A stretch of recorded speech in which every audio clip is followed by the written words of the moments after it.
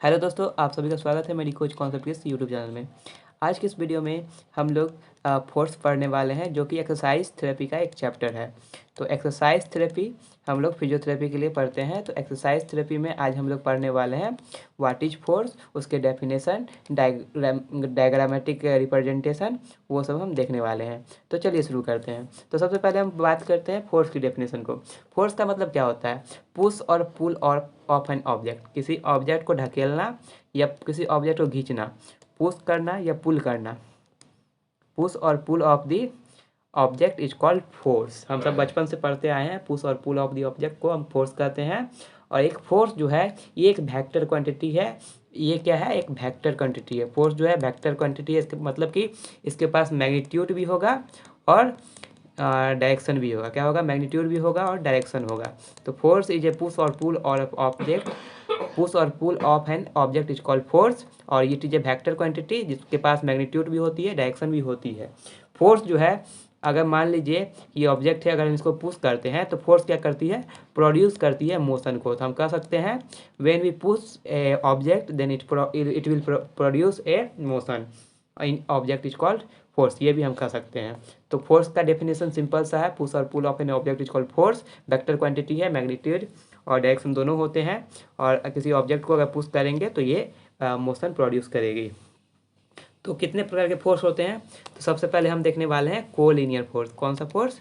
Collinear force. Collinear force. तो collinear force क्या होता है? तो चलिए देखते हैं कोलिनियर फोर्स। कोलिनियर फोर्स क्या होता है?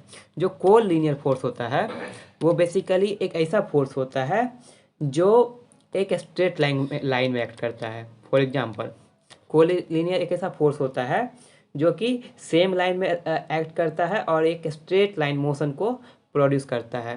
फॉर एग्जांपल, यहाँ पे फोर्स लगा रहे हैं तो ये फोर्स जो है हमेशा सेम लाइन में मूव करेगा। ये जो फोर्स होगा हमेशा सेम लाइन होगा और ये स्ट्रेट लाइन मोशन प्रोड्यूस करेगा। मान लीजिए अगर हम इस साइड फोर्स लगा रहे हैं तो इसी साइड सेम लाइन में एक स्ट्रेट लाइन प्रोड्यूस करेगा, और इस साइड फोर्स लगा रहे हैं तो इसी लाइन में एक फोर्स प्रोड्यूस करेगा जो कि एक स्ट्रेट लाइन होगा। उसी को हम कोलिनियर फोर्स करते हैं। क्या कहते हैं? कोलिनियर फोर्स करते हैं। 3 टाइप्स के हो सकते हैं। पुशिंग हो सकते हैं, पुशिंग, दूसरा जो है पुलिंग, और थर्ड जो है दैट इज इक्विलिब्रियम। ये क्या है? पुशिंग, पुलिंग और इक्विलिब्रियम जो है ये एक टाइप ऑफ फोर्स है जिसका नाम है कोलिनियर फोर्स। कोलिनियर फोर्स में क्या होता है? बहुत सारे मल्टीपल फोर्स जो है किसी भी ऑब्जेक्ट के अलोंग लाई करते हैं। यानी एक मान लीजिए लाइन है, इस पर फोर्स लगे हैं तो ये स्ट्रेट लाइन में ही होंगे। तो इसी को हम फोर्स जो कहते हैं उसको हम स्ट्रेट लाइन फोर्स कहते हैं या कोलिनियर फोर्स कहते हैं। सेकेंड फोर्स है दैट इज कॉन्क्यूरेंट फोर्स। क्या है? Concurrent force. क्या है? Concurrent force. ये कनकरेंट फोर्स क्या होता है? तो बेसिकली ये फोर्स जो है ये किसी ऑब्जेक्ट पे एक्ट करता है। अगर दो या उससे ज़्यादा फोर्स किसी भी ऑब्जेक्ट पे एक्ट करेगा, किसी भी ऑब्जेक्ट पे 2 या उससे ज़्यादा फोर्स एक्ट करेगा और वो एक दूसरे के परपेंडिकुलर होगा। मान लीजिए ये एक सेंटर है, यहाँ से एक फोर्स इस तरफ एक्ट कर रहा है, एक फोर्स इधर एक्ट कर रहा है। ये दोनों आपस में परपेंडिकुलर हैं, परपेंडिकुलर टू ईच अदर हैं। तो इसका रिजल्टेंट जो होगा इन दोनों के बीच में होगा। इसका रिजल्टेंट हमेशा इन दोनों के बीच में होगा। इसका रिजल्टेंट होगा ये फोर्स और ये फोर्स के बीच में ही होगा। तो this is concurrent force. If two force acting on object in different direction in perpendicular to each other, the force resultant will be in between two force। और इसका जो फोर्स होगा और इसका रिजल्टेंट जो होगा ये 2 फोर्स के बीच में होगा। This is called concurrent force.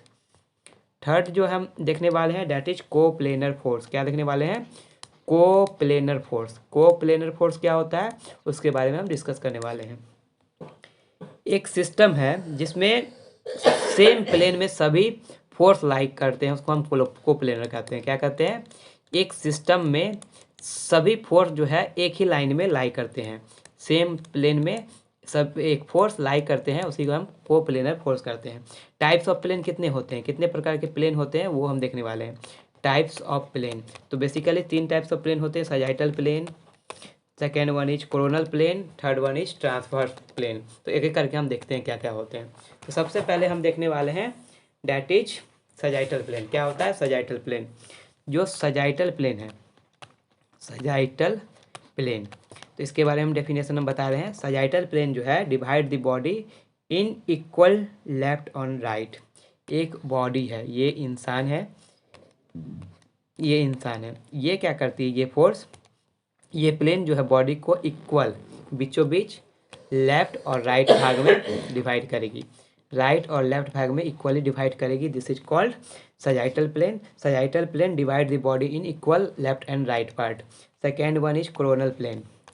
Coronal plane ये क्या करती है? कोरोनल प्लेन, तो कोरोनल प्लेन जो है ये बॉडी को फ्रंट और बैक पार्ट में डिवाइड करेगी। मान लीजिए ये बॉडी है, तो ये आगे से फ्रंट और पीछे से बैक, यानी बॉडी को इस तरह काटेगी कि आगे से फ्रंट हो और पीछे से बैक हो। ये फ्रंट वाला पार्ट और ये बीच वाला पार्ट, और ये बॉडी है, इसको बीचों बीच काट रही है। ये बॉडी है, इसको बीच बीच काट रही है। This is called coronal plane. Front और बैक साइड है, इसको डिवाइड करती है, इसे हम कोरोनल प्लेन कहते हैं। थर्ड प्लेन जो है दैट इज हॉरिजॉन्टल प्लेन। क्या है? Horizontal plane. ये हॉरिजॉन्टल प्लेन क्या है? ये हॉरिजॉन्टल प्लेन जो है बॉडी को equal up and lower part में डिवाइड करती है। ये बॉडी है, ये क्या करेगी, अब बॉडी को अपर और लोअर पार्ट में हॉरिजॉन्टल प्लेन जो है वो डिवाइड को करेगी upper and lower part of the body. ये upper and lower part of the body में डिवाइड करेगी। अब हम बताने वाले हैं कंपोजिशन ऑफ फोर्स। क्या देखने वाले हैं? कंपोजिशन ऑफ फोर्स क्या होता है। फोर्स के कंपोजिशन के बारे में हम डिस्कस करने वाले हैं। फोर्स जो है एक वेक्टर क्वांटिटी है, हम सब जानते हैं।